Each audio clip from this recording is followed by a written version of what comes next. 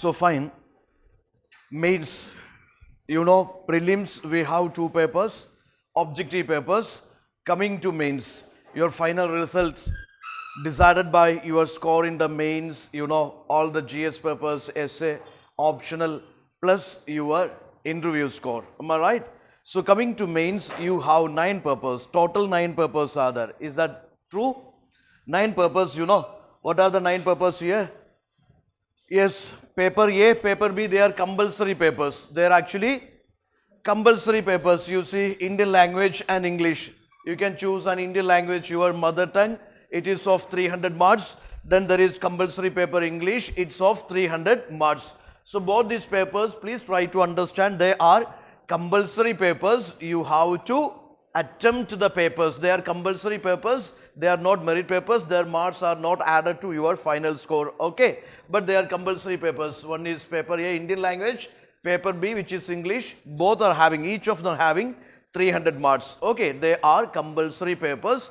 In our academy, definitely we will have practice on these compulsory papers. They are just qualifiers in the mains here. Okay. And a number of like few papers when we practice, you know, you will definitely excel in the compulsory papers. Mother tongue, your any Indian language, mostly I think you will be choosing Malayalam, Tamil or Hindi, whatever. Okay. Then there is a compulsory English paper. Practice is enough.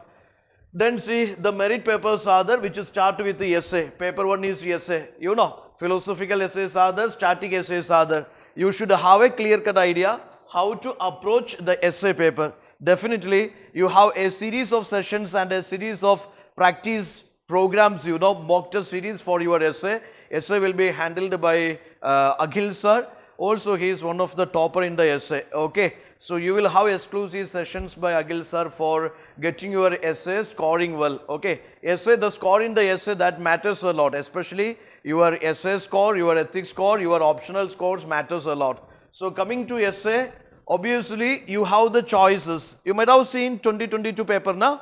Yes, choices are that select one topic from section A, select one topic from section B. So, how to answer philosophical essays, how to answer static essays, you know, you will get exact idea in terms of structuring of an essay, brainstorming of an essay, okay, or how to integrate these various aspects, various dimensions, all those aspects you will get. Regarding all those aspects, you will get a session from Akhil sir, definitely. Then see, after essay, which is 250 marks, then there is paper 2, which is GS1. GS1 is general studies. General studies paper 1. General studies, what are the themes of general studies? Can you say? Themes of these general studies? Themes of general studies. What all things you will cover here? GS1. Yes, there is history. Yes, there is culture. History and culture. Of course, geography is there. Society is there. Am I right? But you should have a clear idea. This is, you have to, this is, you know, theme based approach of answer writing coming to GS papers. Yes, there is a strategy, there is an approach of answering history questions. History questions are mostly static questions. Have you seen the recent paper, 2022 paper? Why do the famines which happened in the colonial India, you remember a question? Okay, so many history questions are there, that is modern India questions, culture questions, or the so-called world history questions, post-independence questions. You can see that the themes are repeated. The themes are repeated. Okay, so themes are repeated, which is in history. History is purely static, but it has an art of writing, you know, an art of approaching that history questions, culture questions, world history questions, etc. So here history and culture is there, geography is there, society is there. Coming to GS2, you know that there is polity, there is governance, there is constitution, there is international relations, there is social justice. Am I right? Yes, there is polity, governance, constitution, international relations and social justice. Yes, you know that certain value additions you require to make your answers scoring. Sometimes you heard that when it comes to polity, governance, constitution answers, yes, you do value additions with the Supreme Court, High Court judgments. Am I right? Or maybe quoting certain relevant provisions of various articles, you know. So you must know the value additions which must be done for your GS1 answers, GS2 answers, GS3 answers, GS4 answers. Okay. So certain scoring aspects are there other than the diagrams, flowcharts and mappings. Okay. Some value additions are there. Some key terms are there. Technical terms are there, which is very much relevant when it comes to answer writings of GS 1, 2, 3, 4. So anyway, political governance, constitution, international relations and social justice, the core themes of your GS2 paper. Then GS3 is there, which is paper 4, GS3 is there. GS3, what are the core themes? Eh? Yes, of course, there is economy, developmental issues is there, agriculture is there, of course, security is there, then, yes, disaster management is there, ecology is there, okay, yes, science and tech is there. So this GS3 is again, you know that economic survey that constitutes a very significant value addition in coming to this GS3. Am I right? We will discuss and your respective faculty will give you an overall idea regarding how to do the value additions with your GS3 answers. Anyway, coming to this one and also mapping when it comes to what is called, I mean when you deal with the answers of internal security or northeast insurgency or maybe that border management crisis, all those things when you deal, that mapping, you know, that also plays, or the map, you know, using map in the answers also plays a crucial role. Anyway, we'll discuss. Coming to GS3, there is economy, developmental issues, agriculture is there, sectors there, or security is there, disaster management is there, ecology is there, or environment is there, science and tech is there. Then GS4, it is purely ethics paper. You know, it is ethics paper. It is, yes, theory plus case studies. Am I right? Theory plus case studies. Of course, there is an art of answer writing coming to theory questions and art of answer writing coming to case studies. So this is very, very important. Understanding the themes of GS papers. Understanding the themes of GS papers, that is very much important. These are merit papers. You know, your score in these GS papers, your score in essay and your score in optional, that matters a lot as far as your final result is concerned. Optional subject, of course, it is a game of 500 marks. Am I right? Optional is a game of 500 marks. Some are having Malayalam as optional, English as optional, history as optional, geography as optional, Andhro as optional, Pabad as optional, political science optional. Optional is purely your choice, but when you choose an optional, make sure that you have interest in that subject. You get a good guidance or answer writing in that particular, you know, optional subject. So these are the merit papers, you know. Yes, GS 1, 2, 3, 4, 5. Yes, all these are GS papers. You see, essay is there. Then all the general studies paper 1, 2, 3, 4 plus your optional. Total score is 1750. Am I right? Plus your score of interview, which is 275. Okay, so it's a game of 2025. 2025 total score. Now, just get the idea. How many core papers are there? You have to seriously consider how many core papers. Yes, you have 7 papers. Leave the compulsory papers. Anybody can clear. You know, if you have plenty of practices, you will definitely clear your mother tongue and English paper. Leaving that compulsory papers, total, you know, 7 papers, merit papers are there. Yes, essay paper, GS1, GS2, GS3, GS4 plus your optional subject 2 papers. Now, coming to answer writing, some basic things which I would like to share with you. One is, of course, these are ideas I taken from our own toppers only. Okay, guys who cleared last 3-4 years. Okay, so one thing is, of course, when it comes to GS1 answers, GS2 answers, GS3 answers, GS4 answers, whatever, it is always nice you stick on to the syllabus.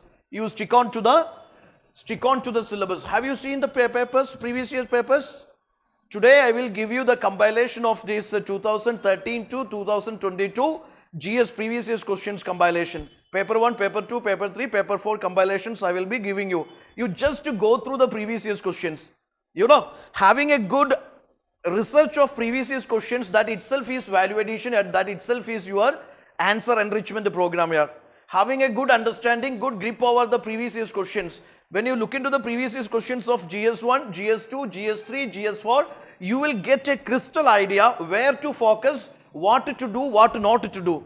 Are you getting my logic?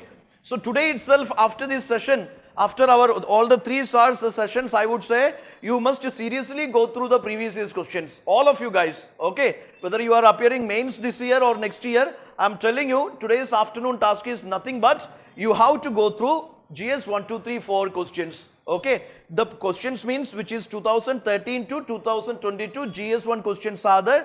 അതുപോലെ തന്നെ 2013 മെയിൻസിന്റെ pattern മാറിയതിന് ശേഷം 2013 തൊട്ട് 2022 വരെയുള്ള GS2ന്റെയും GS3ന്റെയും GS4ന്റെയും questions must ആയിട്ട് നിങ്ങൾ വായിച്ചിരിക്കണം. And also you encircle the keywords in each question. അപ്പോൾ നിങ്ങൾക്ക് മനസ്സിലാവും, കണ്ടിന്യൂസ്ലി ഇത്രയും വർഷത്തെ ക്വസ്റ്റ്യൻസ് നോക്കുമ്പോൾ നിങ്ങൾക്ക് മനസ്സിലാവും there are loads of topics being repeated continuously here. For example, British colonialism is there, women empowerment is there, inclusive growth is there. So many things are there which is continuously repeatedly asked by UPSC. Okay, so sticking on to the syllabus, that is the first thing you have to do if you really wish to excel in your mains GS papers. Are you getting my logic? Okay, just to go through the previous year's questions from 2013 to 22, and one thing is crystal clear, UPSC has a definite syllabus. They ask questions from their respective syllabus only. പുറത്തുനിന്നൊന്നും ചോദിക്കുന്നില്ല, exactly സിലബസിൽ നിന്ന് മാത്രമേ ചോദിക്കുന്നുള്ളൂ. സിലബസിന്റെ keywords നിങ്ങൾക്ക് അറിയാലോ അല്ലേ? സിലബസിലെ themes അല്ലെങ്കിൽ ഓരോ പേപ്പറിലും എന്തൊക്കെയാണ് കീവേഡ്സ് എന്നുള്ളത് കൃത്യമായിട്ട് നിങ്ങൾ ഐഡന്റിഫൈ ചെയ്തിട്ടുണ്ട്. ഇനി നിങ്ങൾ പ്രീവിയസ് ക്വസ്റ്റ്യൻസും കൂടി നോക്കൂ. പ്രീവിയസ് ക്വസ്റ്റ്യൻസിലും വ്യക്തമായിട്ട് നിങ്ങൾക്ക് മനസ്സിലാവും ചോദിച്ച ക്വസ്റ്റ്യൻസ് ഒക്കെ പക്ക സിലബസ് ഓറിയന്റഡ് ആണ്. അതിൽ തന്നെ പല ടോപ്പിക്സും പല തീംസും റിപ്പീറ്റഡ്ലി ചോദിച്ചിട്ടുണ്ട് എന്നുള്ളതാണ് reality. So the first thing you have to do coming to mains answer writing, you stick on to the syllabus of GS1, GS2, GS3, GS4. Then previous year's questions, I'm telling you. Just like the prelims, coming to these mains also, having a good grip over this understanding of previous year's questions or a good research over previous year's questions, that will give you an extra edge over others in mains answer writing. Are you getting my logic? So you must go through these mains previous year's questions. That is a must thing I am telling you for the new freshers and for the students appearing mains this year. Demand of the question, exactly. This is again very very important. നമ്മൾ ചുമ്മാ bluff ചെയ്തിട്ടോ അല്ലെങ്കിൽ ചുമ്മാ beat around the Bush concept is there na, that will not work in this like UPSC mains papers. Coming to GS papers, coming to GS papers, you have to exactly accurately hit the demand of the questions. There is a word limit. ശരിയല്ലേ? മെയിൻസിൽ word limit ഉണ്ട്. You can see that there is 10 marker questions are there, 15 marker questions are there. Coming to GS4, 20 marker questions are there. So you know that 10 marker questions നമ്മൾ obviously 150 വേർഡ്സിൽ എഴുതണം. 1.5 page 2 പേജിൽ എഴുതണം. ശരിയല്ലേ? 250 words ആണെങ്കിൽ അത് 2.5-3 പേജിൽ നമ്മൾ ഫിനിഷ് ചെയ്യണം. ശരിയല്ലേ? So there is a word limit. There is a word limit. There is a proper structuring. There is a precise introduction. There is body. There is conclusion. Okay. So beat around the bush, that will not work out here. Always understand the demand of the question. Always understand the demand of the question. Understanding the demand of the question and framing a structure, framing an outline of answer, both these things matters a lot. നമ്മൾ question വായിച്ചു all of a sudden കയറി answer എഴുതുകയാണോ ചെയ്യുന്നത്?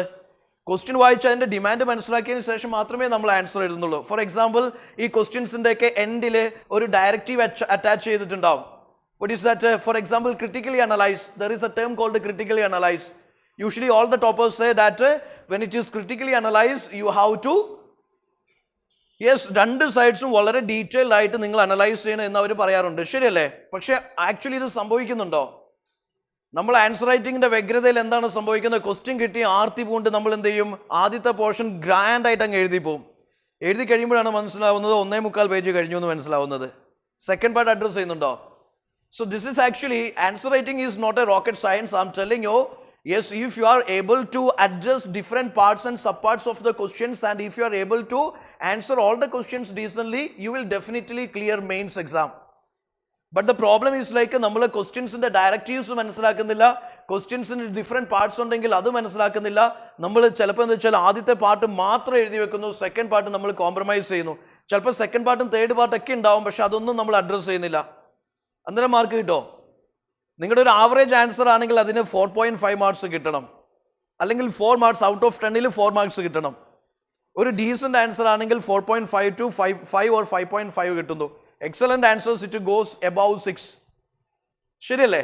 അപ്പോൾ at least നിങ്ങളൊന്ന് ചിന്തിച്ചു നോക്കൂ. നിങ്ങളുടെ ഒരു ഡീസന്റ് ആൻസർ ആണെങ്കിൽ it will score something around 5 or 5.5. Am I right? That is more than sufficient to crack mains here.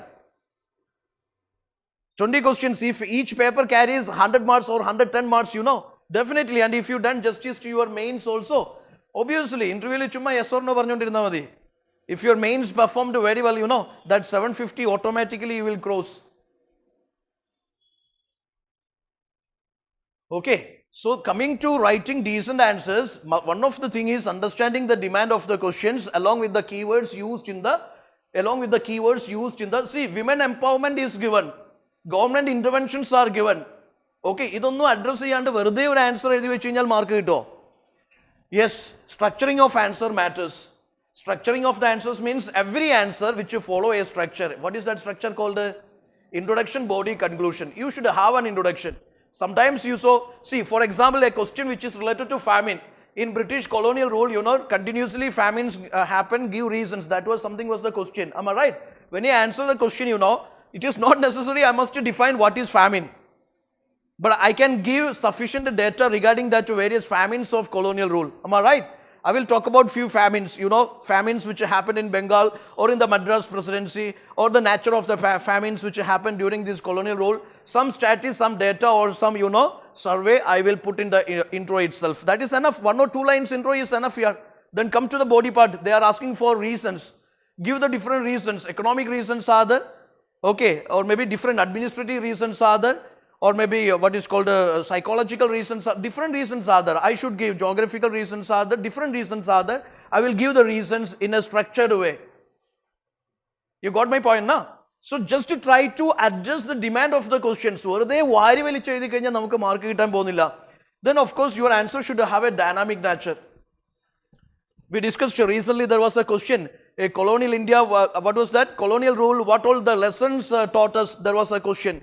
And coming to the conclusion part, you know, somebody concluded the answer with the Atmanirbhar Bharat. You know, the colonial, what all the lessons we learned positively, negatively, and in the conclusion, you focused on a concept, a key term called self-reliance. Okay, Make in India schemes are there, or Dekho Apna Desh schemes are there, Atmanirbhar Bharat is there. Okay, so what all lessons we learned positively, negatively, what is the current stature, what is the current status, and what is the futuristic goal.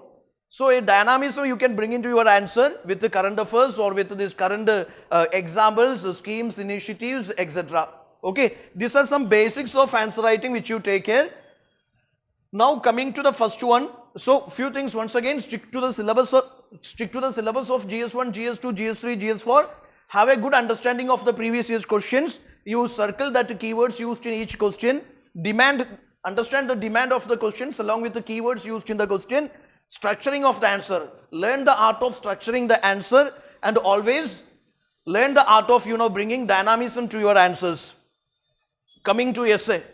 First paper is essay. You know that. Yes, essay. Section A, section B is there. Section A, section B. GS ൽ നിന്ന് കുറച്ചും കൂടി സ്വാതന്ത്ര്യമുള്ള ഒരു സാധനമാണ് essay എന്ന് പറയുന്നത്. ശരിയല്ലേ? നമുക്ക് കുറേയും കൂടി സാഹിത്യപരമായിട്ട് എഴുതാം. കുറേയും കൂടി, പക്ഷേ സാഹിത്യപരമായിട്ട് എഴുതാന്ന് പറഞ്ഞാൽ വാരി വലിച്ച് എഴുതി വെക്കുന്ന ഒരു സംഭവമല്ല. വൈ ദിസ് കൊളാവരി എന്ന് പറഞ്ഞുകൊണ്ട് എഴുതി വെക്കുന്ന ഒരു സംഭവമല്ല. ഒബ്വിയസ്ലി നിങ്ങൾ പറയുന്ന സാധനങ്ങൾക്ക് ഒരു ലോജിക്കൽ കണക്ഷൻ ഉണ്ടാവണം. ശരിയല്ലേ? Now coming to essay, let me tell you, these are some section A, section B.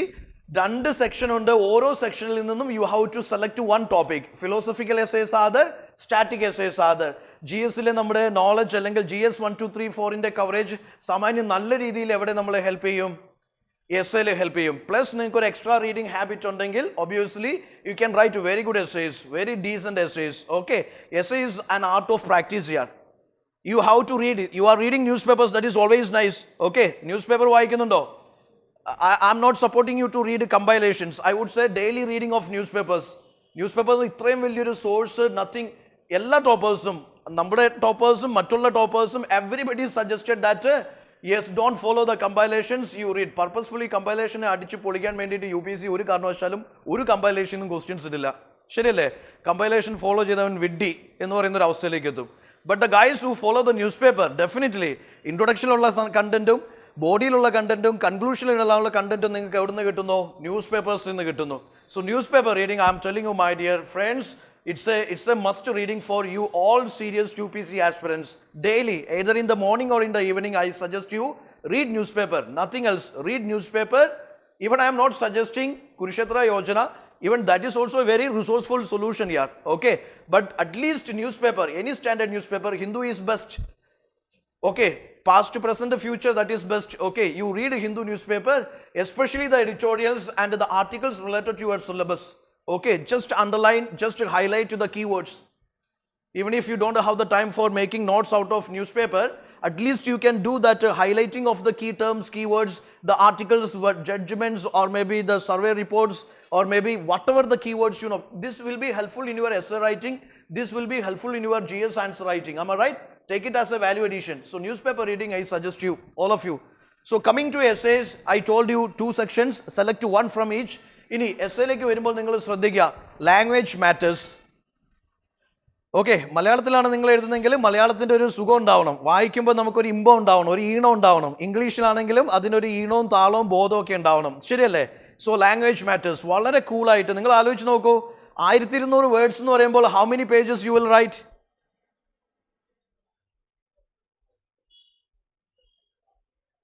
How many pages you will write an essay? Actually, every GS papers, you know, it is having a duration of 3 hours. Am I right? 3 മണിക്കൂറാണ് എഴുതുന്നത്. 3 മണിക്കൂർ എന്ന് പറയുമ്പോഴത്തേക്കും എസ്സേക്ക് 3 മണിക്കൂർ കിട്ടും. 2 essays 1200 വേർഡ്സിൻ്റെ വെച്ച് 2 essays എഴുതണം. ഒരു എസ്സേ നിങ്ങൾ എത്ര മണിക്കൂർ എഴുതും?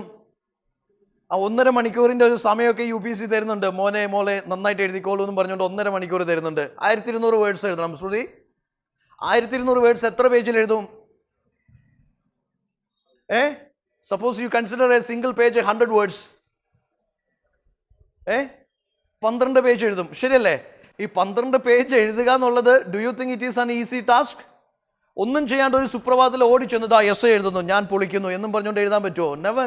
You must have a practice. I would say at least for the main students, I am telling you at least 2 essays per week. I am telling you. You can select either Monday or Saturday. At least ഒരാഴ്ചയിൽ 2 essay. Daily എഴുതാൻ ബുദ്ധിമുട്ടായിരിക്കും, I know the fact. But at least UPSCൻ്റെ answer ഷീറ്റിൽ, okay, same ഈ double margins ഉള്ള answer ഷീറ്റിൽ നിങ്ങൾ എന്ത് ചെയ്യണം? ആഴ്ചയിൽ മിനിമം യെസ് 2 എസ്സേസ് വെച്ച് എഴുതുക. 2 എസ്സേസ്. ഒരു ആഴ്ചൻ്റെ ബിഗിനിങ്ങിൽ ഒരു എസ്സേ എഴുതിക്കോളൂ, അതിൻ്റെ എൻഡിൽ ഒരു എസ്സേ എഴുതിക്കോളൂ. മനസ്സിലായോ? And it should be properly evaluated by your experts. വെറുതെ എഴുതി പോയിട്ട് കാര്യമില്ല. ഓക്കെ, പ്രോപ്പറായിട്ട് നിങ്ങൾക്ക് അതിനെ ഇൻ്റഗ്രേറ്റ് ചെയ്യാൻ പറ്റുന്നുണ്ടോ? സ്ട്രക്ചറൽ ഒരു ഫ്ലോ ഉണ്ടോ? കാര്യം കൊഹറൻസ് ഉണ്ടോ? ലാംഗ്വേജ് ഉണ്ടോ? അല്ലെങ്കിൽ കൺക്ലൂഷൻ പക്കയാണോ? ഇതൊക്കെ ചെക്ക് ചെയ്യാൻ വേണ്ടിയിട്ട് ഒരു വേ ഫോർവേഡിന് ശേഷം കൺക്ലൂഷൻ വന്നിട്ടുണ്ടോ? ഇതൊക്കെ ചെക്ക് ചെയ്യണമെങ്കിൽ പ്രോപ്പറായിട്ട് ഫീഡ്ബാക്ക് കിട്ടണം. ശരിയല്ലേ?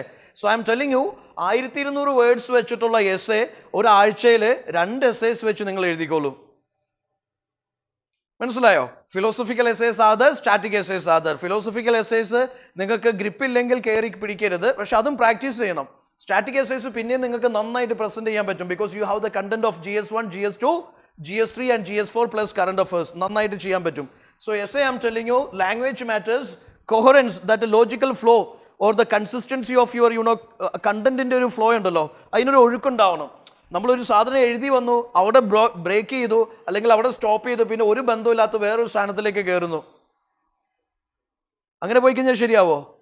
Four example, you are writing about something.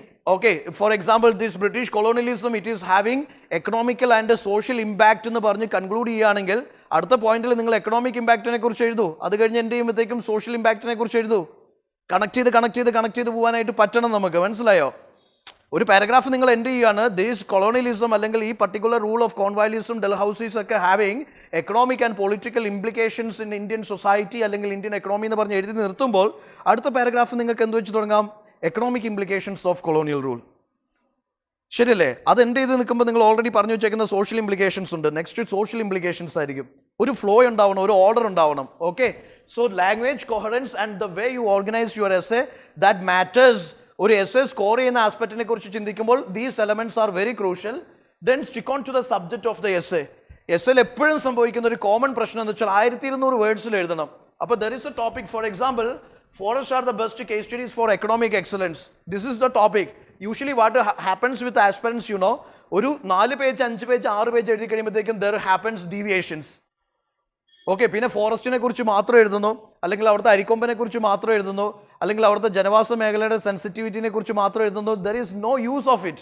You should stick on to the entire portion here. The forest, yes, the forest The forests are the best case studies for economic excellence. ഇത് മുഴുവനായിട്ട് reflect ചെയ്യുന്നതായിരിക്കണം നിങ്ങളുടെ paragraphs എന്ന് പറയുന്നത്. മനസ്സിലായോ? Usually എന്താ സംഭവിക്കുക, 6 page എഴുതി 4 page എഴുതി പിന്നെ നമ്മൾ എഴുതുമ്പോൾ ഡീവിയേഷൻസ് സംഭവിക്കും, അല്ലെങ്കിൽ ഇതിൻ്റെ ഏതെങ്കിലും ഒരു പർട്ടിക്കുലർ ആസ്പെക്റ്റിനെ കുറിച്ചായിരിക്കും പാരഗ്രാഫ്സിൽ എഴുതി പോകുന്നത്. അങ്ങനെയാവരുത്. From beginning to end, to take care that the entire topic is reflected throughout your paragraphs. മനസ്സിലായോ? So there should not be deviations. Arrange ideas in an orderly fashion, write concisely, and to bring in multiple dimensions. Usually ഒരു സാധാരണ രീതിയാണ് പല ഡയമെൻഷൻസിൽ essay എഴുതുക എന്നുള്ളത്. And also to reflect your, നിങ്ങൾ എത്രത്തോളം നിങ്ങൾക്ക് ആ സ്റ്റഫ് ഉണ്ട്, ഒരു ബ്യൂറോക്രാറ്റ് ആവാനുള്ള നിങ്ങളുടെ സ്റ്റഫും കൂടി റിഫ്ലക്ട് ചെയ്യുന്നു നിങ്ങളുടെ എസ്സേ റൈറ്റിംഗിൽ. മനസ്സിലായോ? നിങ്ങൾ actually U are writing on this particular historical approach or may be economic approach മാത്രം എഴുതിക്കൊണ്ടിരുന്നു കഴിഞ്ഞാൽ they may feel that you know this thing only, other things you don't know.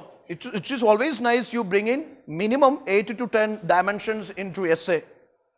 മനസ്സിലായി? എത്രയോ ഡയമെൻഷൻസ് എടുക്കും. You will environmental dimension എടുക്കും, historical dimension എടുക്കും, societal dimension എടുക്കും, economic dimension എടുക്കും, scientific dimensions എടുക്കും, ഇൻ്റർനാഷണൽ ഡയമെൻഷൻസ് എടുക്കും, ഓർ മേ ബി ഹ്യൂമൻ ഒരുപാട് ഡയമെൻഷൻസ് നിങ്ങൾക്ക് കൊണ്ടുവരാൻ പറ്റും, ആഡ് ചെയ്യാൻ പറ്റും. ശരിയല്ലേ? പല രീതിയിൽ എസ്സേസ് എഴുതാറുണ്ട്. Obviously essay faculty will help you in understanding how to approach multi dimensional, or എങ്ങനെയാണ് മൾട്ടി ഡയമെൻഷണൽ അപ്രോച്ച് എസ്സേയിൽ കൊണ്ടുവരേണ്ടത് എന്നുള്ളത് your essay faculty will tell U.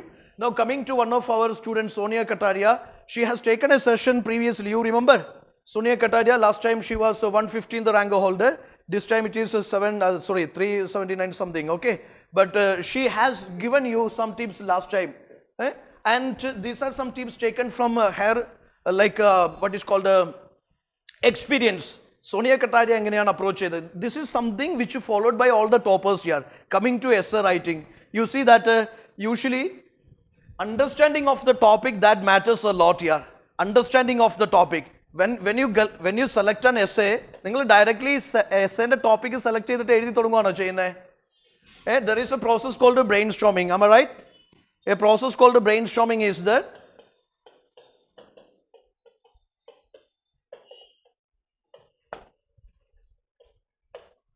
okay, you must get to the exact idea. You should frame an outline here. അതിന് 10 minute എടുത്തോ, പ്രശ്നമില്ല. നിങ്ങൾക്ക് ആദ്യം തൊട്ട് അവസാനം വരെ എന്ത് എഴുതണം എന്നുള്ളൊരു കണ്ടന്റ് നിങ്ങൾ ആദ്യം ബിൽഡപ്പ് ചെയ്യൂ, അതിനുശേഷം മാത്രമേ എസ്സേ എഴുതി തുടങ്ങും. യു ഗോട്ട് മൈ പോയിന്റ് നാ?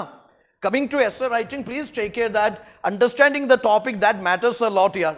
Understanding the topic matters a lot. Brainstorming matters a lot. Coming to essay.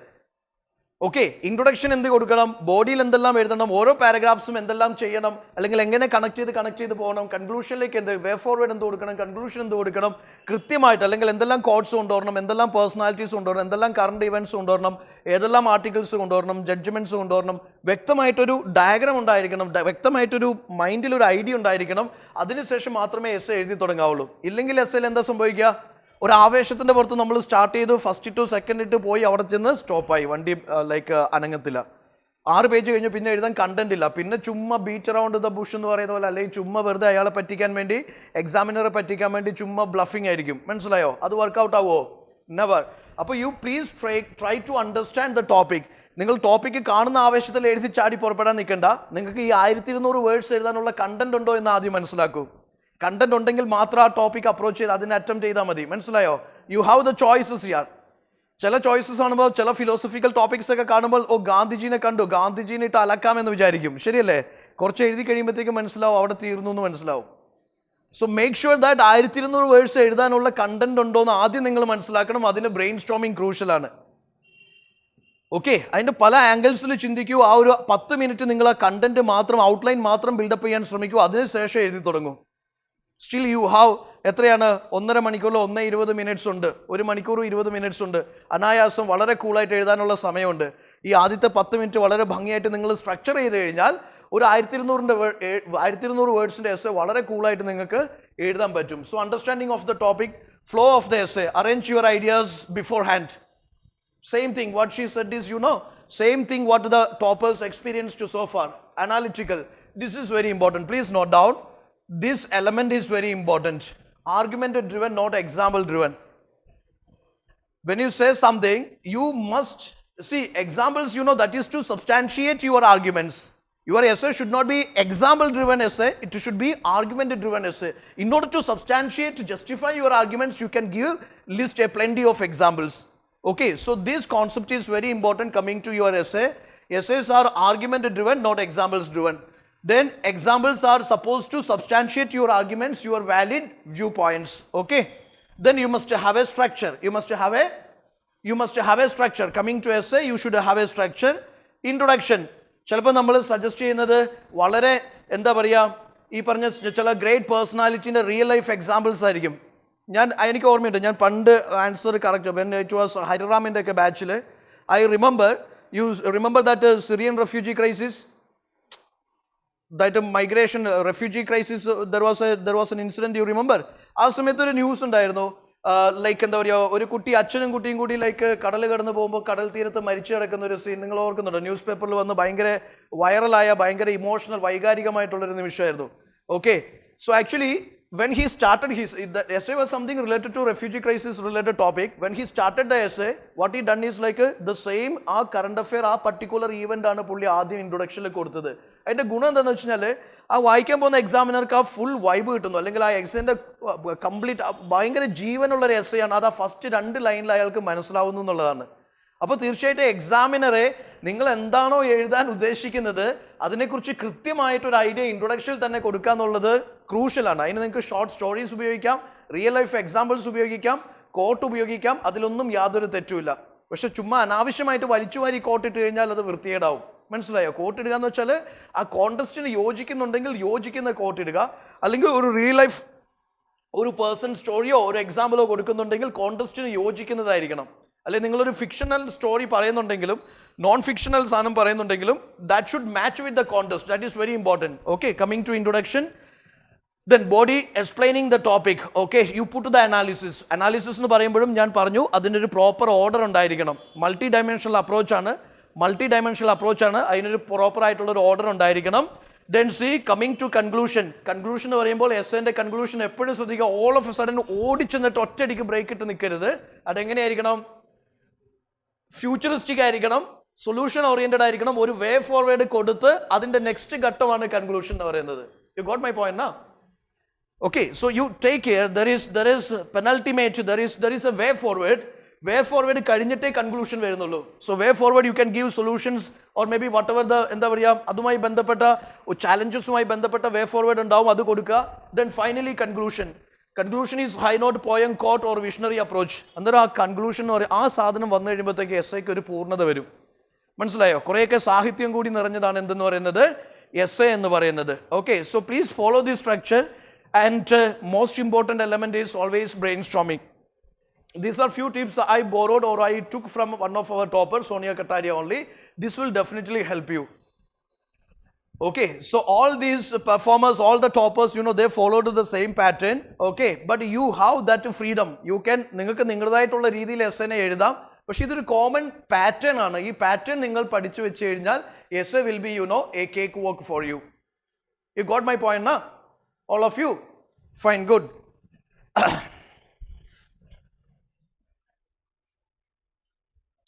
മാറ്റിക്കോട്ടെ. Yes, general studies. Actually, this is, you know, coming to GS papers, all the toppers or all the aspirants, serious aspirants, you know, they consider these elements. It will be helpful for you guys too. You have to take care. Mains aspirants and 2024 aspirants, please take care. These are some common things which you take care when it comes to, yes, when it comes to your GS answers. I told you that it has a definite theme. Am I right? It has a definite theme and very 100% surety ulla chala value additions undu coming to GS answers. Adu endakkayanennu arnjirikka. Coming to GS1, you know that GS1 is having history, culture, geography, society. So there are certain things you take care. Coming to history answers, I am telling you, when it is history answers, ഹിസ്റ്ററിയിൽ usually എന്താണെന്ന് വെച്ചാൽ സാമാന്യം തള്ളി മറിക്കുന്ന ഒരു ശീലം നമുക്കുണ്ട്. അത് ഹിസ്റ്റോറിയൻസിനും ഉണ്ട്, നമുക്കും ഉണ്ട്. ശരിയല്ലേ? That will not work out. അതുകൊണ്ടാണ് GS1 കണ്ടിന്യൂസ്ലി എല്ലാവർക്കും ഈ 60-70 റേഞ്ചിൽ നിൽക്കുന്നത്. GS1 has that capability of scoring, you know, 100 or 110. മനസ്സിലായോ? പക്ഷേ GS1 യൂഷ്വലി നിങ്ങൾ കുറേ വർഷങ്ങളായിട്ട് കണ്ടിട്ടുണ്ടാവും. Even if you consider toppers also, the score of GS1, GS3, it is, you know, comparing with GS4 and GS2 വളരെ കുറവാണ്. ശരിയല്ലേ? അത് പലപ്പോഴും സംഭവിക്കുന്നത് വെച്ചാൽ തള്ളിമറിക്കലിൻ്റെ ഒരു പ്രശ്നം കൂടി ഇതിൽ വരുന്നുണ്ട് എന്നുള്ളതാണ് GS1, in case of GS1 the issue. So I M telling you, എക്സാമിനറെ പറ്റിക്കാൻ നോക്കരുത്. നമ്മൾ ഹിസ്റ്ററി ആണ് എന്നോർത്തുകൊണ്ട് ചുമ്മാ എന്തെങ്കിലുമൊക്കെ കത്തി എഴുതി വെച്ച് കഴിഞ്ഞാൽ മാർക്ക് കിട്ടുമോ? കിട്ടത്തില്ല. കൃത്യമായിട്ടുള്ള കണ്ടന്റ് കൊടുക്കണം. So you please take care. Coming to history and culture answers, there is no bluffing, there is no beat around the bush. You always answer to the point. You always answer to the point. If the question is about a permanent settlement act, you know, adine related ആയിട്ടുള്ള content കൊടുക്കാൻ ശ്രമിക്കൂ. അതിൽ 10 words കുറഞ്ഞു പോയാലും പ്രശ്നമില്ല. 150 വേർഡ്സിൽ നിങ്ങൾക്ക് 130 words ഉള്ളെങ്കിലും കുഴപ്പമില്ല. പക്ഷേ കണ്ടന്റ് പക്കയായിരിക്കണം. യു ഗോട്ട് മൈ പോയിന്റ് എന്നാ? അനാവശ്യമായിട്ട് 2 പേജ് ഫില്ല് ചെയ്യാൻ വേണ്ടിയിട്ട് എന്തൊക്കെയോ കാട്ടിക്കൂട്ടി എഴുതി വെച്ച് കഴിഞ്ഞാൽ മാർക്ക് കിട്ടുമോ? Suppose there is a question, commercialization of agriculture and British colonialism. ഇത് റിലേറ്റ് ചെയ്ത് ക്വസ്റ്റ്യൻ ചോദിച്ചു കഴിഞ്ഞാൽ അത് റിലേറ്റ് ചെയ്തുള്ള ആൻസറും ആയിരിക്കണം. ശരിയല്ലേ? Now the question is about Indian freedom struggle. Connection between World War I and India's non-cooperation movement. ഇതിനെ relate ചെയ്തിട്ട് നമുക്ക് ആൻസർ എഴുതാൻ പറ്റണം. അല്ലാണ്ട് നോൺ കോപ്പറേഷനെ കുറിച്ച് മുഴുവനായിട്ട് എസ് എഴുതി വെച്ച് കഴിഞ്ഞാൽ മാർക്ക് കിട്ടുമോ? UPSC ചോദിക്കുന്ന ഒരു പക്ഷേ ഇങ്ങനെയായിരിക്കും, World War I എത്രത്തോളം NCMന് കാരണമായി എന്നായിരിക്കും ചിലപ്പോൾ ക്വസ്റ്റ്യൻ ചോദിക്കുന്നത്. അതിനെ റിലേറ്റ് ചെയ്ത് അതിനെ സബ്സ്റ്റാൻഷിയേറ്റ് ചെയ്തുകൊണ്ടുള്ള ആൻസർ ആയിരിക്കണം. അല്ലാണ്ട് നിങ്ങൾ NCM അതിൻ്റെ കോസസ് ആൻഡ് കോൺസിക്വൻസസ് അതിൻ്റെ സ്റ്റേക്ക് ഹോൾഡേഴ്സ് എന്ന് പറഞ്ഞ് എഴുതി വെച്ച മാർക്ക് കിട്ടുമോ? നെവർ. എന്താണോ ചോദിച്ചത് അതിനെ കൃത്യമായിട്ട് അഡ്രസ്സ് ചെയ്ത് നിങ്ങൾ എന്ത് ചെയ്യണം? ആൻസർ എഴുതണം. So coming to history answers, no bluffing, no beat around bush, answer to the point and you take care. Coming to history answers, it is nice to present the time line. ഒരു particular event freedom സ്ട്രഗിളിനെ കുറിച്ച് ചോദിക്കുകയാണെങ്കിൽ നിങ്ങൾക്കറിയാം, freedom struggle in India it happened from this time to this time. അറിയത്തില്ലേ? Colonial റൂളിനെ കുറിച്ച് ചോദിച്ചു കഴിഞ്ഞാൽ നിങ്ങൾക്കറിയാം from this time to this time. ശരിയല്ലേ? വേൾഡ് വാറിനെ കുറിച്ച് ചോദിച്ചു കഴിഞ്ഞാൽ നിങ്ങൾക്കറിയാം World War I is from this time to this time. American റവല്യൂഷനെ കുറിച്ച് ചോദിച്ചു കഴിഞ്ഞാൽ from this time to this time. Yesterday we discussed industrial revolution, that is 1.0, 2.0, 3.0, 4.0.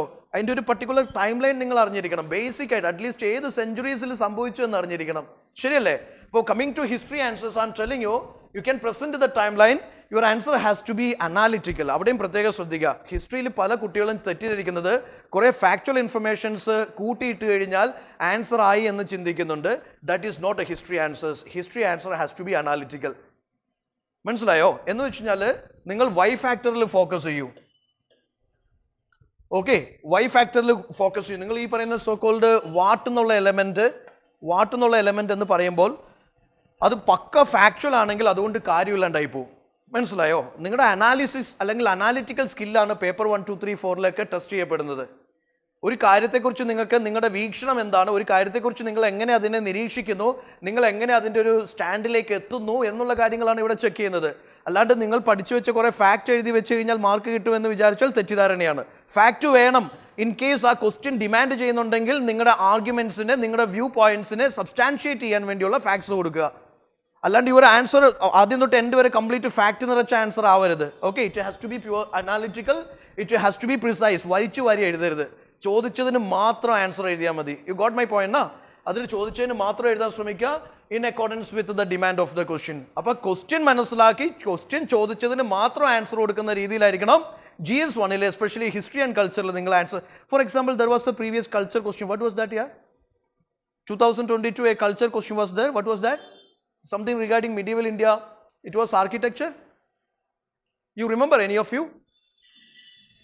Okay, fine. For example, a question is related to Vijayanagar architecture or a Chola architecture or Indo-Islamic architecture. എന്താണ് ചോദിച്ചത് അതിനെ മാത്രം address ചെയ്യാൻ ശ്രമിക്കൂ.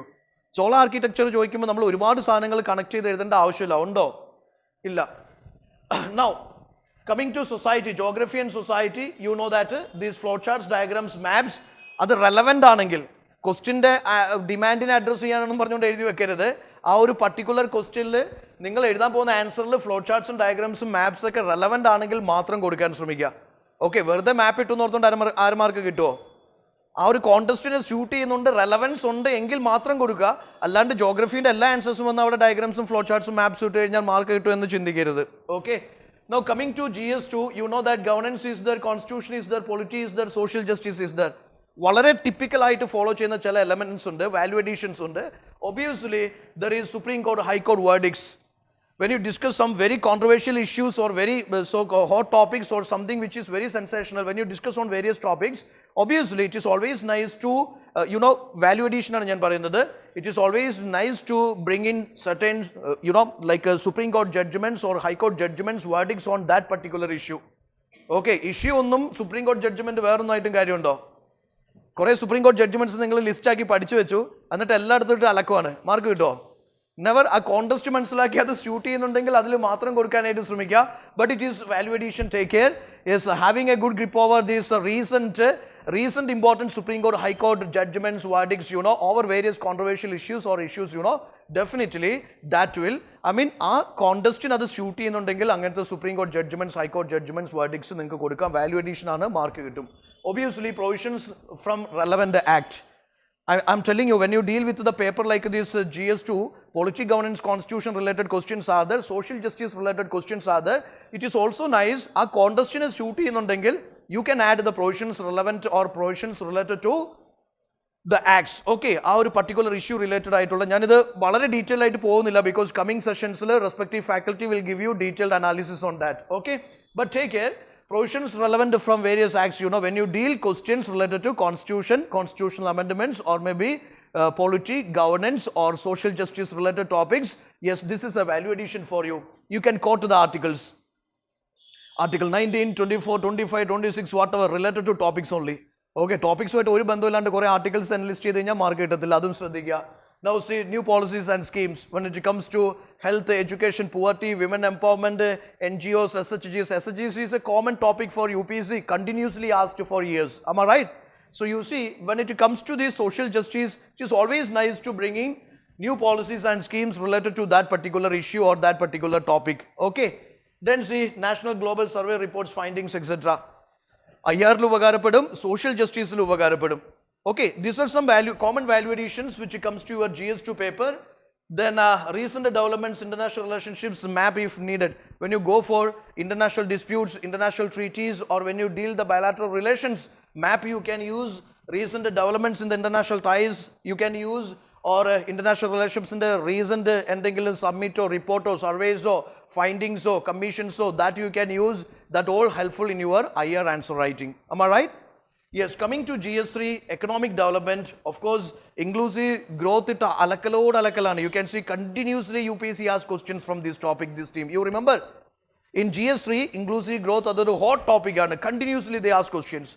So, yes, you see that certain things are there continuously, repeatedly asked by UPSC coming to GS3 paper. Recent static figures highlighted by economic survey. So, അവിടെയാണ് ഞാൻ പറഞ്ഞത് GS3 നിങ്ങൾ answer ചെയ്യാനായിട്ട് ഈ എക്കണോമിക് സർവേൻ്റെ വാല്യൂ അഡീഷൻ നോട്ട്സ് പ്രിപ്പയർ ചെയ്യുന്നത് ഭയങ്കര helpful ആയിരിക്കും. എക്കണോമിക് സർവേ നിങ്ങൾ എല്ലാവരും കവർ ചെയ്തിട്ടുണ്ടാവില്ലേ? അറ്റ്ലീസ്റ്റ് ഫോർ യുവർ പ്രിലിംസ് നിങ്ങൾ വായിച്ചിട്ടുണ്ടാവും, പ്രിപ്പയർ ചെയ്തിട്ടുണ്ടാവും. So that value addition, the short notes you prepared from economic survey, that is economic faculty will help you to prepare short notes from economic survey. Obviously, value addition from economic survey, that is very much needed, very much required when it comes to answering economic developmental issue related questions. So many questions coming to GS3. GS3 le ഏറ്റവും നല്ലൊരു value addition ആണ് the figures or stat infos from this economic survey. You can prepare the value addition notes from economic survey to answer economic development related questions in GS3. Okay. Global ranking reports, findings, schemes and policies, all is helpful when you answer, or all these are value additions coming to your GS3 answers. Okay. Then coming to technology, obviously, yes, technology related answers, if possible, you can use diagrams, you can use flowcharts. Okay, that is up to you. ഇതൊക്കെ മസ്റ്റായിട്ടും ചെയ്യണമെന്ന് നിർബന്ധമൊന്നുമില്ല കേട്ടോ. ആ കോണ്ടസ്റ്റിനെ shoot ചെയ്യുന്നുണ്ട്, relevant ആണെങ്കിൽ മാത്രം ചെയ്താൽ മതി. If possible you can do that. പിന്നെ ഇതൊക്കെ അഡീഷണൽ ആയിട്ട് നിങ്ങൾ ചെയ്ത് വെച്ച് കഴിഞ്ഞാൽ നിങ്ങളെ ഹെൽപ്പ് ചെയ്യും. ഒബ്വിയസ്ലി GS1 ആയിക്കോട്ടെ, GS2 ആയിക്കോട്ടെ, GS3 ആയിക്കോട്ടെ, GS4 ആയിക്കോട്ടെ. Yes, if you have these value additions, ready in your hand, definitely it will help you to write decent answers to extraordinary answers. അല്ല ഞാൻ പറയുന്നത്, അത് UPSC പ്രതീക്ഷിക്കുന്നുമില്ല. ഡീസൻറ്റ് ആൻസേഴ്സ് എഴുതിയാൽ മതി. എല്ലാ ക്വസ്റ്റ്യൻസും ഡീസൻ്റ് ആയിട്ട് എഴുതുക എന്നുള്ളത്, എല്ലാ പേപ്പേഴ്സും ഡീസൻ്റ് ആയിട്ട് എഴുതുക എന്നുള്ളതാണ് ഇവിടെ important. Okay, then similar way you can see, I will share the slides with you. Coming to ecology, disaster management, yes, certain things are there which you take care, which will be helpful as value addition in your answer writing. Because sadharna answers ellarum ezhudum, എന്തെങ്കിലും extra ചെയ്ത് കഴിഞ്ഞാൽ തീർച്ചയായിട്ടും നിങ്ങൾക്ക് 1-2 മാർക്കിൻ്റെ extra privilege ഉണ്ടാവും, for which these value additions will be helpful. There is a question. You remember this was in 2021 or 2022. There was a question. Though women in post-independent India have excelled in various fields, social attitude towards women and feminist movement has been patriarchal. Apart from women education and women empowerment schemes, what interventions can help change this milieu? ഈ question നിങ്ങൾ മനസ്സിലാക്കിയിട്ടുണ്ടോ? എങ്ങനെയാണ് നിങ്ങൾ മനസ്സിലാക്കിയത്? ആർക്കെങ്കിലും ഒരാൾക്ക് പറയാമോ? How you understand this question? Question എന്താണ്? Question is, though women in post-independent India have excelled in various fields. മതി, അത്രയും മതി. ഞാൻ ഇൻട്രൊഡക്ഷനിൽ എഴുതും. എന്തെഴുതും? പോസ്റ്റ് ഇൻഡിപെൻഡൻറ്റ് ഇന്ത്യയിലെ വിമൻ എക്സൽഡ് ഇൻ വേരിയസ് ഫീൽഡ് എന്ന് പറയുന്നുണ്ട്, ശരിയല്ലേ? അപ്പോൾ വിമനെ കുറിച്ച് ഞാൻ ഡിഫൈൻ ചെയ്യൊന്നും വേണ്ട. വിമൻ എന്ന് പറഞ്ഞാൽ ഇങ്ങനത്തെ ഒരു സാധനമാണ്, അങ്ങനത്തെ ഒരു സാധനം, അങ്ങനെയൊന്നും ഡിഫൈൻ ചെയ്യേണ്ട ആവശ്യമില്ല. പോസ്റ്റ് ഇൻഡിപെൻഡൻറ്റ് ഇന്ത്യയിലെ വിമൻ എക്സൽ ചെയ്തു എന്ന് പറയുമ്പോൾ എൻ്റെ ഇൻട്രൊഡക്ഷനിൽ ഞാൻ എക്സാമ്പിൾസ് കൊടുത്ത് ഇൻട്രൊഡ്യൂസ് ചെയ്യും, ശരിയല്ലേ? അങ്ങനെ എക്സൽ ചെയ്ത വിമൻ ഉണ്ടോ? Kalpana Chawla, yeah, beautiful women. You see, I have women different field ആയിരിക്കണം, ഒരേ എക്സാമ്പിൾ ആവരുത്. ഓക്കെ, അസ്ട്രോണമി അത് മാത്രം ആവരുത്. വിമനെ എക്സാമ്പിൾ ആയിട്ട് എടുക്കുമ്പോൾ അറ്റ്ലീസ്റ്റ് 3-4 എക്സാമ്പിൾസ് എടുക്കുക. ഡിഫറെൻറ്റ് ഫീൽഡിൽ എക്സൽ ചെയ്ത വിമൻ 2 ലൈൻ എഴുതിയാൽ മതി, കുറച്ച് എക്സാമ്പിൾസ് എഴുതിയാൽ മതി. അടിപൊളി ഒരു ഇൻട്രൊഡക്ഷനായി. ആയോ? ആയി. Introduction is over. ആ ഫസ്റ്റ് ലൈൻ ഇൻട്രൊഡക്ഷൻ ആയിരുന്നു, ഇൻട്രൊഡക്ഷൻ ഞാൻ അടിച്ചു. Okay, those women in post independent India have excelled in various field. So various ഫീൽഡിൽ എക്സൽ ചെയ്ത പോസ്റ്റ് ഇൻഡിപെൻഡൻറ്റ് വിമൻ ആരൊക്കെയാണ്? ജസ്റ്റ് എക്സാമ്പിൾസ് വെച്ചു. ഇനി റിയൽ ഇഷ്യൂയിലേക്ക് ഞാൻ വരികയാണ്. എന്താണ്? The social attitude towards women and feminist movement have been patriarchal. That is the actual issue. ഒന്ന് coat ചെയ്തേക്കുക. അങ്ങനെ എക്സൽ ചെയ്തിട്ടുണ്ട് എങ്കിലും ഇങ്ങനത്തെ കുറച്ച് പ്രശ്നങ്ങളുണ്ട്, ഒന്ന് ജസ്റ്റ് ഒന്ന് പറഞ്ഞു വെച്ചേക്കുക ഇൻട്രൊഡക്ഷനിൽ. പിന്നെ നമ്മൾ ബോഡിയിലേക്ക് വരുന്നു. Okay, apart from women education and women empowerment schemes, what interventions can help women in this milieu? ഒരു ഡയഗ്രാമിൽ നിങ്ങൾ അങ്ങ് പ്രസന്റ് ചെയ്തേക്കുക. വിമൻ എംപവർമെൻറ്റിന് വേണ്ടിയിട്ട്, വിമൻ എക്സലിങ്ങിന് വേണ്ടിയിട്ട് നമ്മൾ എന്ത് ചെയ്തിട്ടുണ്ട്? Women education, women empowerment schemes നമുക്കുണ്ട്. അതേതൊക്കെയാണ്? വിമൻ എഡ്യൂക്കേഷനും അല്ലെങ്കിൽ വിമൻ എംപവർമെൻറ്റ് സ്കീംസ് ഒരു ഡയഗ്രാമായിട്ട് അങ്ങ് പ്രസന്റ് ചെയ്തോ. വേർഡ് ലിമിറ്റ് നിങ്ങൾക്ക് സേവ് ചെയ്യാം, ശരിയല്ലേ? എന്തൊക്കെയാണ് സോക്കോൾഡ് വിമൻ എംപവർമെൻറ്റ് സ്കീംസും അല്ലെങ്കിൽ വിമൻ എഡ്യൂക്കേഷനുള്ള എക്സൽ എന്തൊക്കെയാണെന്നുള്ളത് നിങ്ങളൊരു ഡയഗ്രാമിൽ പ്രസന്റ് ചെയ്താൽ മതി. അത് അവിടെ കഴിഞ്ഞു. പിന്നെ നിങ്ങൾക്ക് റിയൽ ഇഷ്യൂയിലേക്ക് വരാം. റിയൽ ഇഷ്യൂ എന്താണ്? Yes, what interventions can help change this milieu. അപ്പോൾ ഇൻ്റർവെൻഷൻസ് ആണ്. Apart from education, apart from these women what is called empowerment schemes, ഇനി എന്തെല്ലാം ഇൻ്റർവെൻഷൻസ് ആണ് വേണ്ടത്? അതാണ് ശരിക്കും കാതലായിട്ടുള്ള ബോഡിയുടെ ഭാഗം എന്ന് പറയുന്നത്, ശരിയല്ല? ബോഡിക്ക് 2 പാർട്ടുണ്ടായിരുന്നു. Obviously women education and women empowerment സ്കീംസിൽ എത്രത്തോളം എക്സൽ ചെയ്തിട്ടുണ്ട് അതൊരു ഡയഗ്രാമാറ്റിക് റെപ്രസെൻറ്റേഷൻ ആയിട്ട് ഞാൻ കൊണ്ടുവന്നു. ദെൻ സെക്കൻഡ് പാർട്ടിൽ I how to say what all the interventions are required. What all the interventions are required. ഇൻ്റർവെൻഷൻസിനെ കുറിച്ച് എനിക്ക് സംസാരിക്കണം, ശരിയല്ലേ? യെസ്, ദിസ് ആറ്റിറ്റ്യൂഡ് പാട്രിയാർക്കൽ ആണ്. ചില എക്സാമ്പിൾസും അല്ലെങ്കിൽ ചില ഇൻഫർമേഷൻസും എനിക്ക് പിക്ക് ചെയ്യാൻ പറ്റും. You can go for lower representation, women related laws, low women participation, ശരിയല്ലേ? You see what is the representation of women in the Lok Sabha? Less than 10%, 11%, 12%, which percentage? Less than 10%. State assemblies? Less than 5%, Jijil. So the fact is like you can present the patriarchal attitude കാണിക്കാൻ ചില examples ഉണ്ട്, just to pick it. Okay, then obviously there is hidden patriarchy. Go for it. എത്ര പേര് മമ്മീൻ്റെ പേര് use ചെയ്യുന്നുണ്ട്? Satavahanas use ചെയ്തായിരുന്നു, അതിനുശേഷം ആര്? ബാബ കല്യാണി യൂസ് ചെയ്തു, അതിനുശേഷം ആര്? ക്വസ്റ്റ്യൻ മാർക്കാണ്, ശരിയല്ലേ? നമ്മളാരും യൂസ് ചെയ്യുന്നില്ല. നമുക്ക് അച്ഛൻ്റെ പേര് മതി. അമ്മേൻ്റെ പേര് നമ്മൾ പേരിൻ്റെ കൂടെ ആഡ് ചെയ്യുന്നുണ്ടോ? വളരെ കുറച്ച് പേര്, അല്ലെങ്കിൽ അതൊക്കെ വളരെ അന്യം നിന്ന പാരമ്പര്യമായിട്ട് മാറുന്നു, ശരിയല്ലേ? So the fact is like you can just pick the examples here. You can just pick the examples. എവിടെ നോക്കിയാലും there is man dominance is there. ഒരു ടൈഗറിനെ പിടിച്ചാലും മാൻ ഈറ്റർ എന്നേ പറയുന്നുള്ളൂ, വിമൻ ഈറ്റർ ഇല്ല. എന്നാൽ വിമനെയും കഴിക്കുന്നില്ലേ? അതോ ടൈഗർ പറയോ വിമൻ മാംസം അതെനിക്ക് നിഷിദ്ധമാണ് എന്ന് ടൈഗർ പറയോ? നെവർ. പക്ഷെ ആൻസർ എഴുതുമ്പോൾ നിങ്ങൾ മാൻ ഈറ്റർ എന്ന് എഴുതി കഴിഞ്ഞാൽ അവിടെ പൊട്ടി.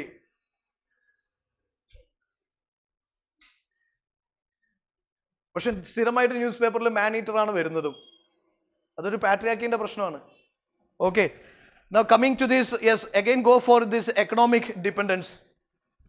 ഇന്റർനാഷണൽ ലേബർ ഓർഗനൈസേഷൻ്റെ സർവേസ് ആൻഡ് റിപ്പോർട്ട്സ് ഒക്കെ നിങ്ങൾക്ക് പ്രസന്റ് ചെയ്യാം. ഈ കോഴ്സസ് ഒന്ന് പ്രസന്റ് ചെയ്യുക. ഈ പാട്രിയാർക്കൽ ആറ്റിറ്റ്യൂഡിന്റെ കോഴ്സസ് ഒന്ന്, എക്സാമ്പിൾസ് ഒന്ന് പ്രസന്റ് ചെയ്യുക. Now the interventions are required. Interventions എന്തൊക്കെയാണ്? Some examples എന്തെല്ലാം കൊടുക്കാൻ നിങ്ങൾക്ക്? Legal reforms are required. ശരിയല്ലേ? Legal reforms ഒരു dimension ആണ്. Legal dimension is there. Then social awareness campaigns are required. Social awareness campaigns are required, or gender responsive policies are required. Gender responsive media required. So നിങ്ങൾ ആ interventions ഏതൊക്കെയാണെന്നുള്ള നിങ്ങളുടെ സ്വന്തമായിട്ടുള്ള keywords obviously അതിൽ present ചെയ്യാൻ ശ്രമിക്കൂ. Okay, എന്തെല്ലാം interventions ആവാം? അത് cultural ആയിക്കോട്ടെ, ഇൻ്റലക്ച്വൽ ആയിക്കോട്ടെ, റിലീജിയസ് ആയിക്കോട്ടെ, ലീഗൽ ആയിക്കോട്ടെ, ഗവൺമെൻറ്റൽ ആയിക്കോട്ടെ, what all the interventions are required അതിനെ പ്രസൻറ്റ് ചെയ്യൂ. Then you should have A very futuristic conclusion. വളരെ സേഫ് ആയിട്ട് ലാൻഡ് ചെയ്യുന്ന ഒരു കൺക്ലൂഷനിലേക്ക് വരൂ. എക്സ്ട്രീം ആയിട്ടുള്ള സാധനങ്ങളൊന്നും പ്രസൻറ്റ് ചെയ്യരുത്. ഫ്യൂച്ചറിസ്റ്റിക് ആയിട്ടുള്ള നല്ലൊരു conclusion. Okay, that is enough to answer this question.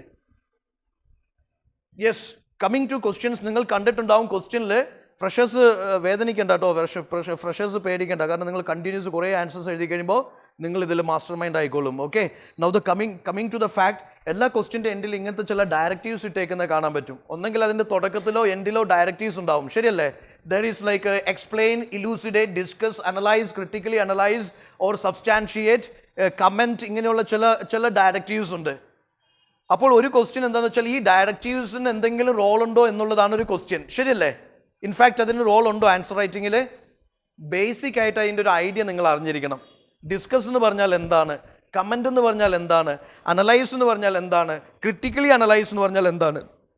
So directives എന്ത് മീൻ ചെയ്യുന്നു, what does the directive mean in that particular question, ഒരു ഐഡിയ ഉണ്ടായിരിക്കണം. എന്നിട്ട് നിങ്ങൾ വളരെ ഭംഗിയായിട്ട് എഴുതിക്കോളൂ. അല്ലാണ്ട് എല്ലാ ക്വസ്റ്റ്യനും കമൻറ്റിൻ്റെ അതേ സ്വഭാവമുള്ള ആൻസറായിട്ട് എഴുതി കഴിഞ്ഞ് കഴിഞ്ഞാൽ അത് വിജയിക്കുമോ? Never. Okay, so having a good understanding of these like a question directives, that is highly helpful in answering your GS 1 2 3 4 questions.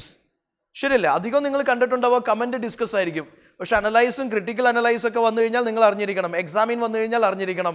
Substantiate എന്ന് പറഞ്ഞാൽ അറിഞ്ഞിരിക്കണം. ശരിയല്ലേ? സോ ഡയറക്റ്റീവ്സ് എന്താണ് എന്നുള്ളത് മനസ്സിലാക്കുക, which is important. Static part of your answer can be എന്ത് വെച്ച് club ചെയ്യാൻ പറ്റും? കറണ്ട് അഫെയറുമായിട്ട് ക്ലബ് ചെയ്യാൻ പറ്റും. ആൻസേഴ്സിന് എപ്പോഴും പക്ക സ്റ്റാറ്റിക് ആയിട്ടുള്ള ഒരു ആൻസർ പോയി കഴിഞ്ഞാൽ the problem is like, okay please, the problem is like, yes, നിങ്ങൾക്ക് ഡൈനാമിക് ആയിട്ടുള്ള ഒരു കൺക്ലൂഷനിലേക്ക് എത്തുക എന്നുള്ളത് ബുദ്ധിമുട്ടായിരിക്കും. ശരിയല്ലേ? പിന്നെ ആൻസർ എപ്പോഴും എന്താ വെച്ചാൽ നിങ്ങൾ റിഫ്ലെക്സീവ് ആയിരിക്കണം.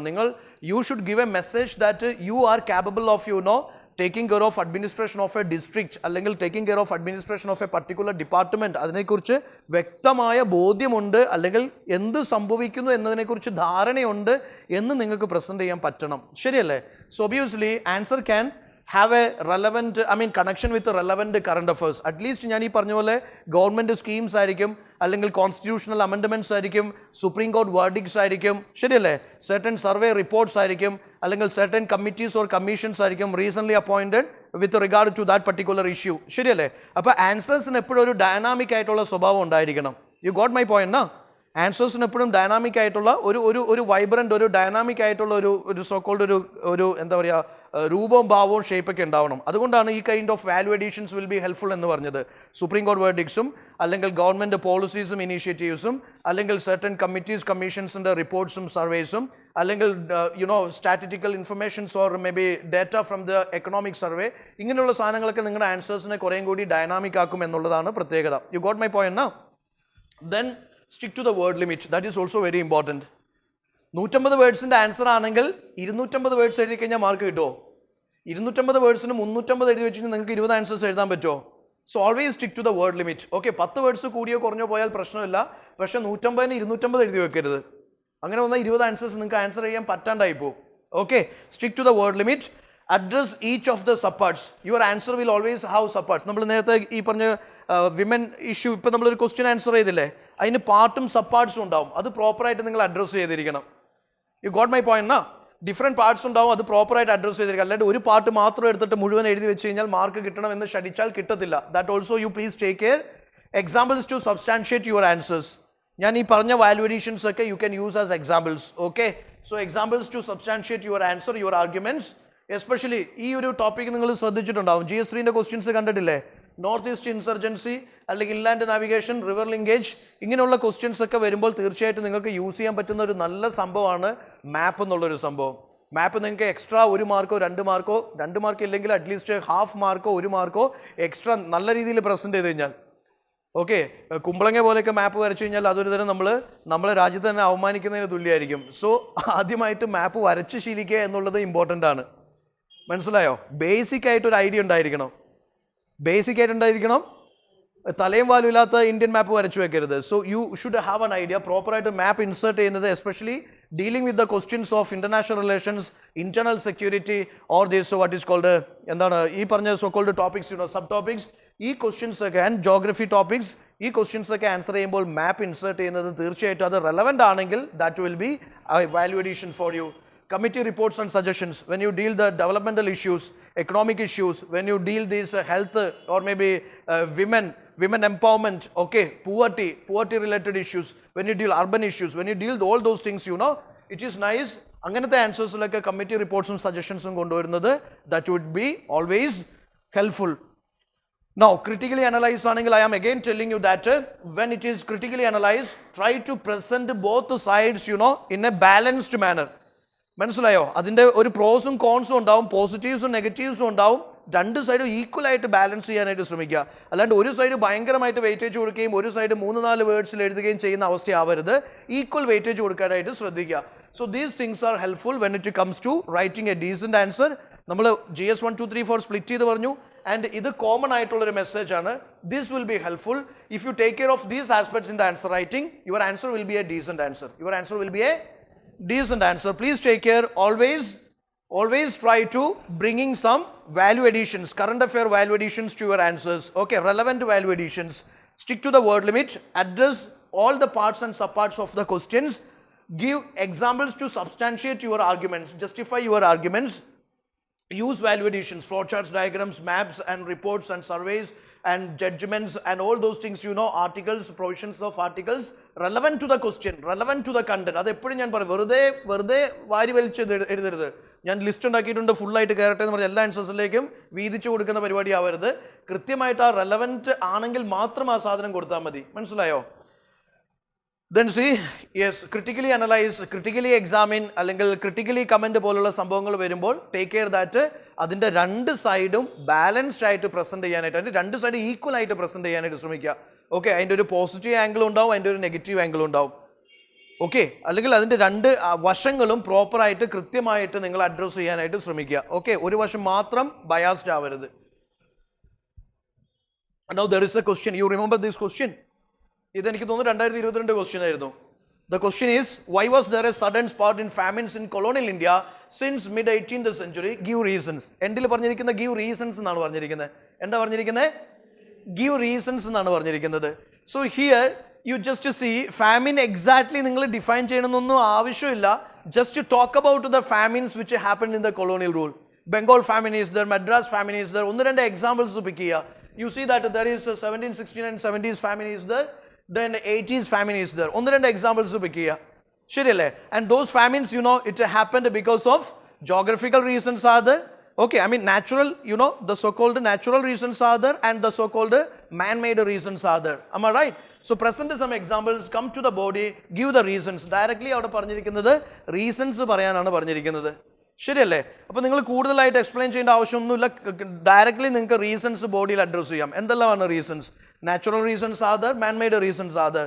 Of course you can go for the initial natural reasons. ശരിയല്ലേ? വളരെ നമ്മൾ ഭയങ്കര ബാലൻസ്ഡ് ആയിട്ടുള്ള ഇതാണ്. കൃത്യമായി നേരെ ചെന്ന് ബ്രിട്ടീഷിനെ ക്രിട്ടിസൈസ് ചെയ്യുന്ന രീതിയിലല്ല നമ്മൾ പോകുന്നത്.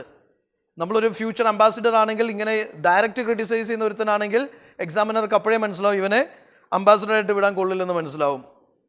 ശരിയല്ലേ? അപ്പോൾ നമ്മൾ കൃത്യമായിട്ട് വളരെ വളരെ ഇമോഷണൽ വൈകാരികമായിട്ട് ആൻസറിന് കാരണം നമുക്കറിയാം ബ്രിട്ടീഷ് വന്നു, ഇന്ത്യ കൊള്ളയടിച്ചു പോയി എന്നൊക്കെ അറിയാം. അപ്പോൾ എന്ത് പറഞ്ഞാലും മുഖ്യമന്ത്രി രാജിവെക്കണം എന്ന് പറയുന്നത്, എന്ത് പറഞ്ഞാലും ബ്രിട്ടീഷിൻ്റെ പള്ളക്ക് എന്ന് പറയുന്ന പോലത്തെ അവസ്ഥയാവരുത്. ഫാമിൻസ് എന്ന് പറയുമ്പോൾ നമുക്കറിയാം നാച്ചുറൽ റീസൺസും ഉണ്ടാവും, മാൻ മെയ്ഡ് റീസൺസും ഉണ്ടാവും. നാച്ചുറൽ റീസൺസ് ആദ്യം അങ്ങ് വൃത്തിയായിട്ട് അങ്ങ് പ്രസൻറ്റ് ചെയ്തോളൂ. Drought is there. ശരിയല്ലേ?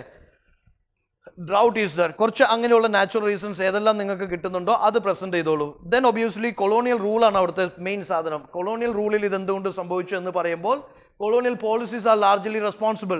Hike in the food prices. Okay, hike in the അവർ ടാക്സസ് കളക്ട് ചെയ്യുന്നു, കൂടുതലായിട്ട് ടാക്സസ് ഇമ്പോസ് ചെയ്യുന്നു. Gradually what happen, there is inflation, there is hike in the food prices. there is rural indebtedness. Britishന്റെ land revenue policies കൊണ്ട് എന്ത് സംഭവിച്ചു? There is rural indebtedness, another keyword. Then British policy of exploitation of natural resources and exploitation of the human resources. So you see British policy of exploitation. Then you can see mass export of agricultural produce. Then these various land reforms of these viceroys or governor generals. Different points നിങ്ങൾ present ചെയ്യാൻ ശ്രമിക്കൂ. എല്ലാത്തിലും socio economic political religious എന്ന് പറഞ്ഞിട്ടുള്ള സാധനം കൊണ്ടുവരണമെന്ന് നിർബന്ധമില്ല.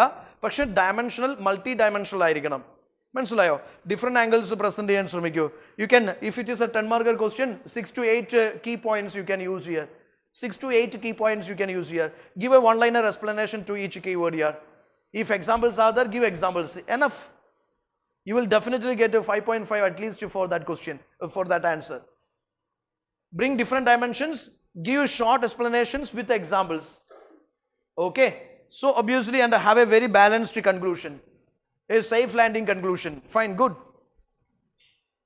Okay, അപ്പോൾ ഇത് ഭയങ്കരമായിട്ടുള്ള വലിയ സംഭവമൊന്നുമല്ല. ഇങ്ങനെ ചെയ്താൽ ഡെഫിനറ്റ്ലി യു വിൽ ഗെറ്റ് 5.5. ഒരു decent score, above average score you will get.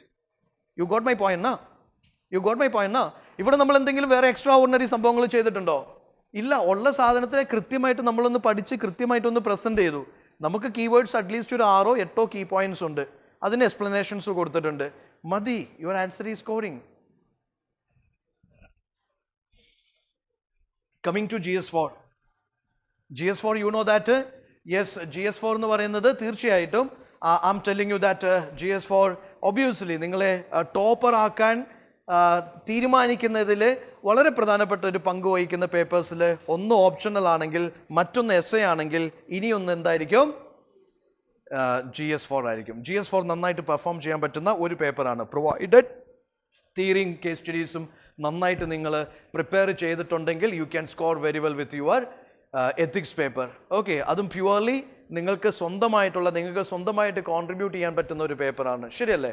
So coming to the like GS4 paper, yes, usually if you score 120+, 130+, അത് ഒരു അടിപൊളി മാർക്കാണ്. I mean 70, 60, it's or may be 80 means it's okay. It's എന്താ പറയുക, അത് വലിയൊരു difference ഒന്നും കൊണ്ടുവരുന്നില്ല. ശരിയല്ലേ? If you close to 120s, 125, 130s means obviously that is A very good marks in ethics paper. In fact നിങ്ങൾക്ക് അത് ചെയ്യാൻ പറ്റും. തിയറി പോർഷൻസും ഈ പറയുന്ന കേസ് സ്റ്റഡീസും ഭംഗിയായിട്ട് പ്രസൻറ്റ് ചെയ്യാൻ പറ്റിക്കഴിഞ്ഞാൽ ഇവിടെ ഏറ്റവും വലിയൊരു പ്രശ്നം സ്പീഡും ടൈമുമാണ്. ശരിയല്ലേ? കേസ് സ്റ്റഡീസ് നിങ്ങൾ കണ്ടിട്ടുണ്ടോ? GS4 പേപ്പർ കണ്ടിട്ടുണ്ടോ? GS4 ലൈക്ക് ഒരു കേസ് സ്റ്റഡിയൊക്കെ അങ്ങ് വാരി വലിച്ച് കേസ് സ്റ്റഡീസിൻ്റെ ഒരു വലിയൊരു ഉപന്യാസം പോലെയായിരിക്കും സംഭവം കിടക്കുന്നത്. അപ്പോൾ ഇവിടെ സ്റ്റുഡൻസ് ഫേസ് ചെയ്യുന്ന ഏറ്റവും വലിയ പ്രശ്നം എന്ന് പറയുന്നത് യെസ് ഇതിൻ്റെ ഒരു സ്പീഡും ടൈം മാനേജ്മെൻ്റ് ഒക്കെ മെയിൻറ്റെയിൻ ചെയ്യുക എന്നുള്ളതാണ്. കാരണം വളരെ സ്പീഡിൽ വായിച്ച് കേസ് സ്റ്റഡീസ് മനസ്സിലാക്കി പ്രോപ്പറായിട്ട് അതിന് ആൻസർ ചെയ്യാൻ എടുക്കുന്ന സമയമാണ് ഇവിടെ ഏറ്റവും ക്രൂഷ്യൽ. പലർക്കും GS4 പേപ്പർ കംപ്ലീറ്റ് ചെയ്യാൻ പറ്റാറില്ല. അപ്പോൾ അത് പ്രാക്ടീസ് ഉണ്ടെങ്കിൽ മാത്രമേ നമുക്കത് ചെയ്യാൻ പറ്റുള്ളൂ. Okay, so coming to theory part, yes, of course, take care. Theory questions-ലെ keywords ഉണ്ട്. തിയറി ഏതൊക്കെയാണ് ഒന്ന് നിങ്ങൾക്ക് സജസ്റ്റ് ചെയ്യാമോ? Attitude, aptitude, emotional intelligence, probity in governance, integrity, കുറേ കീവേഡ്സ് നിങ്ങൾ അവിടെ കവർ ചെയ്യുന്നില്ലേ? കുറേ സാധനങ്ങൾ കവർ ചെയ്യുന്നുണ്ട്. കീവേഡ്സ് ഓറിയൻറ്റഡ് ആയിട്ട് നന്നായിട്ട് നിങ്ങൾ പ്രിപ്പയർ ചെയ്യൂ, അതിൻ്റെ നോട്ട്സ് പ്രിപ്പയർ ചെയ്യൂ, പ്രീവിയസ് ക്വസ്റ്റ്യൻസ് സോൾവ് ചെയ്യൂ. You can get the support of your ethics faculty. You can ask to Sibi sir. Sibi sir also continuously scored very well with his ethics paper. Okay, അദ്ദേഹം mains എഴുതിയ വർഷങ്ങളിലൊക്കെ ethics സാമാന്യം നല്ല രീതിയിൽ score ചെയ്ത ആളാണ്. അപ്പോൾ in fact പുള്ളീൻ്റെ so called ഒരു ബുക്കിഷ് ആയിട്ടുള്ള അപ്രോച്ച് അല്ല, കുറേയും കൂടി പ്രാക്ടിക്കൽ അപ്രോച്ചാണ്. അതുകൊണ്ട് തന്നെ അദ്ദേഹത്തിൻ്റെ പേപ്പേഴ്സ് കണ്ടിന്യൂസ്ലി സ്കോറിംഗ് ആയിരുന്നു. So I would say that it is always nice you go for get the support of your ethics faculty. And തീർച്ചയായിട്ടും തിയറി പോർഷൻസ് അല്ലെങ്കിൽ കീവേഡ് ഓറിയൻറ്റഡ് ആയിട്ട് ക്വസ്റ്റ്യൻസിനെ ആൻസർ ചെയ്യുമ്പോൾ what all the stand you how to take, what all things you how to take, what all value additions you how to do, you just get the support of your mentor. Okay, some things I discussed here. It's again ഇവിടെ GS4ലേക്ക് വരുമ്പോഴും it is very important to address the demand of the question. ചോദിച്ച question വ്യക്തമായിട്ട് മനസ്സിലാക്കി answer എഴുതുക എന്നുള്ളത് വളരെ വളരെ ക്രൂഷ്യലാണ്. You got my point now? See, real life examples, best practices, or maybe something examples taken from current affairs. Okay, അങ്ങനെയുള്ള സംഭവങ്ങൾ you can bring into the theory part. Coming to these case studies ഏറ്റവും important ആയിട്ടുള്ള ഇതൊരു common സ്ട്രക്ചറാണ്. Case സ്റ്റഡീസിൽ follow ചെയ്യുന്ന ഒരു common സ്ട്രക്ചറാണ്. Obviously, there is an introduction, stakeholders, ethical dilemmas, and obviously your solution, your opinion, your best solution. ശരിയല്ലേ? Now the fact is, അത് multi-dimensional solution. Now the thing is like this is something which is followed in the case studies. There is an introduction, then presentation of the stakeholders, ethical dilemmas associated with that particular thing, that particular issue, that particular contest, then finally coming up with the multi-dimensional solutions. Okay, so the thing is, otherwise when you present the ethical dilemmas, you know, along with that you can present the solutions. Now there are different approaches by different people, I mean different aspirants. So here coming to GS4 paper, you please try to understand it has two parts. There is theory part, there is case studies. There is theory part, there is case studies. പക്ഷേ theory part നന്നായിട്ട് cover ചെയ്തെങ്കിലേ നമുക്ക് case studies ഭംഗിയായിട്ട് present ചെയ്യാൻ പറ്റുള്ളൂ. ശരിയല്ലേ? Theory പാർട്ടും അതിൻ്റെ കീവേഡ്സിൻ്റെ അണ്ടർസ്റ്റാൻഡിങ്ങും is very crucial because case studies is application of what the theory you learned in section A. Am I right? So you have to cover the theory very well, or theory part nallonam adil nalloru grip undavuga ennullathu it's very crucial for having good grip over or for having good score in the case studies part. Okay, so these are the papers you cover in GS 1 2 3 4. That's it. Just get an idea. Chakde mains le I will share these slides for you. All the slides I will share for you. Pinne I'm telling you, മെയിൻസിൻ്റെ സ്റ്റുഡൻസിനോടുള്ള എൻ്റെ humble request എന്ന് പറയുന്നത്, yes, from tomorrow onwards we are starting check the mains test series programme. Tomorrow is essay. Make sure, don't worry, in 1 or 2 days results will be out. Okay, I M telling you whether you are in or out doesn't matter. അതൊരു പ്രശ്നമേ അല്ല. നിങ്ങൾ worry അടിക്കുകയോ tension അടിക്കുകയോ ചെയ്യേണ്ട യാതൊരു ആവശ്യമില്ല. What I said is like, ഈ വർഷം clear ആയില്ലെങ്കിൽ next വർഷം നമുക്ക് ക്ലിയർ ചെയ്തേ പറ്റുള്ളൂ. ശരിയല്ലേ? അതുകൊണ്ട് തന്നെ those guys who are appearing this year mains, those guys who are appearing next year mains, both of you, I am telling you, by September 4th നിങ്ങളുടെ മെയിൻസ് കംപ്ലീറ്റ് ആയിരിക്കണം. നമുക്ക് 21 22 ടെസ്റ്റേ ഉള്ളൂ. Okay, sectional test and full test are there. അപ്പം അതുകൊണ്ട് തന്നെ advice to 2023 batch is like, yes, you follow that schedule. നമ്മൾ പിന്നത്തേക്ക് വെച്ചാൽ ഒന്നും നടക്കത്തില്ല. Okay, tomorrow is essay paper means നിങ്ങൾ നാളെ തന്നെ എസ് എ എഴുതണം. I M telling you. Okay, മെയിൻസിൻ്റെ ടൈമിംഗ് ഉച്ച കഴിഞ്ഞിട്ടായിരിക്കും. അപ്പോൾ രാവിലെ ഉച്ച വരെ നിങ്ങൾ ഇരുന്ന് പ്രിപ്പയർ ചെയ്തോളൂ, ഉച്ച കഴിഞ്ഞിട്ട് എസ് എഴുതൂ. അത് പ്രോപ്പർ സ്കെഡ്യൂൾ അനുസരിച്ച് തന്നെ ചെയ്തു പോവുക. പിന്നത്തേക്ക് വെച്ച് കഴിഞ്ഞാൽ നമുക്കറിയാം പിന്നെ ആ സംഭവം നടക്കാൻ പോകുന്നില്ല, നമ്മളായിട്ട് തന്നെ lag അടിച്ചുകൊണ്ടിരിക്കും. So my advice to all 2023 batch students is like, you stick on to that mains syllabus, I mean that schedule, test series schedule. So every weekend ilana nammade programs varunathu. Oro weekilum value addition classes undavum. Next week il undavum. Next week essay paper kazhinju next week I think it is history, culture and world history test is there next Sunday. Before that there are some value addition classes, one by me, one by Nasib sir, one by this year's toppers. Avade classes undavum.